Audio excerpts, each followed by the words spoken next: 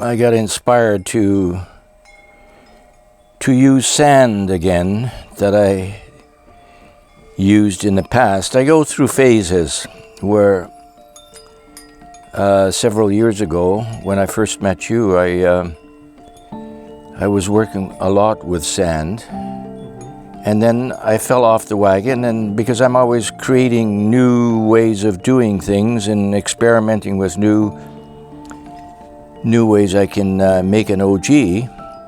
So the other day I came across some sand, and I thought, oh, you must get back and try to work with some sand again.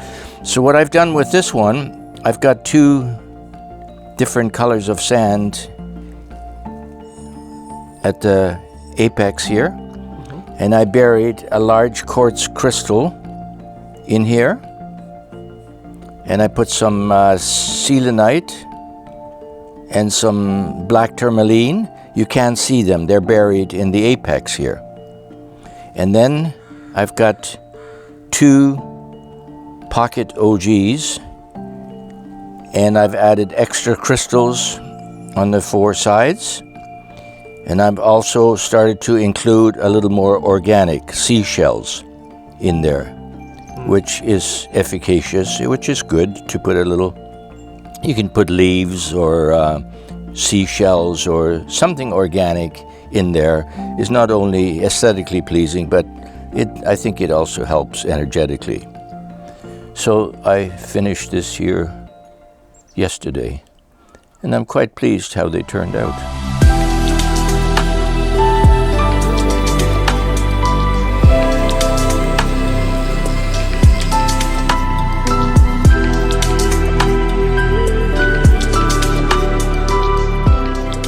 It's, I don't think it's crucial. I don't think it's crucial. People get it in their head that you have to wire it in one way, and if you don't wire it the other way, it's not going to work. I don't think the universe works that way. I wire them all the same way. I start out, I hold the crystal in my hand this way, and I wire it that way. So I'm going clockwise. I'm sure it won't make any difference, because you can easily prove that by getting somebody who's energy sensitive to douse it or test it for you, and it'll be fine. The object of wiring a crystal is that the energy seeks a conductive surface.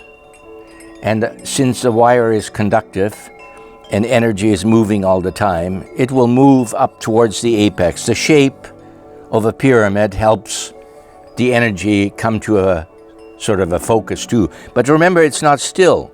Energy is always in motion. Just like the Earth is spinning, and the galaxies are spinning, and the sun is spinning. Everything spins.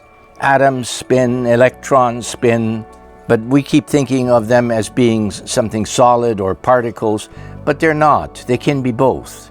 They can be a particle, or they cannot be a particle. As soon as you look at an electron, it changes. The observer changes the act of observing it. And it drives physicists crazy. They did the double slit experiment. It's hard for us to get our head around that everything is energy. Everything is vibration. Everything is frequency. That's what Tesla told us. Everything is energy, vibration, and frequency. But since we live in a 3D world, and we use our five senses to determine our reality, objective physical reality, we keep forgetting that that's only a tiny sliver of the total reality. Less than 5% probably. 95% is unseen and probably unfelt by us, because we are detuned in 3D. We're at a much lower vibration. So that's why the gurus and the people who have practiced meditation, they keep reminding us, stop getting totally involved in the reality that you are, the physical reality in which you're living, and get into your head, get into your heart, especially, because it's very powerful. The energy that you can send out from your heart when it's done genuinely is very, very powerful, more powerful than the brain. But we've been taught to believe in the powers of our brain by the teachers, by our parents, you know. We actually come to believe that, you know. And then as we get older and start reading and thinking about that, sometimes we realize, hey, the world we live in is far more interesting and magical than the 3D world that we're stuck in most of the time. So when we can get out, like when you're dreaming, when you go to bed at night and you're dreaming, you just enter another reality. And the reality in your dream is just as real as this reality, you and I speaking right now. But it's a different reality because it's a different frequency. You see? So if you raise the frequency, from lower frequency, people who are angry and frustrated and ticked off all the time, they're working at a much lower frequency. If they can just get over that mood, that feeling, that anger, and just come into balance, it lightens up, there's hope, there's new possibilities, you feel better, you want to smile when before you just were angry. Everything is better. What have you done? You've raised your frequency a little higher.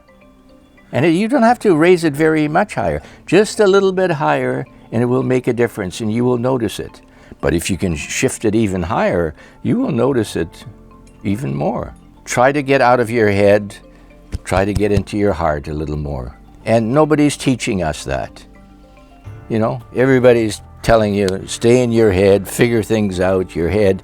Well, your head is important, of course. But we're getting to a place in history now where we want to raise the consciousness of the globe.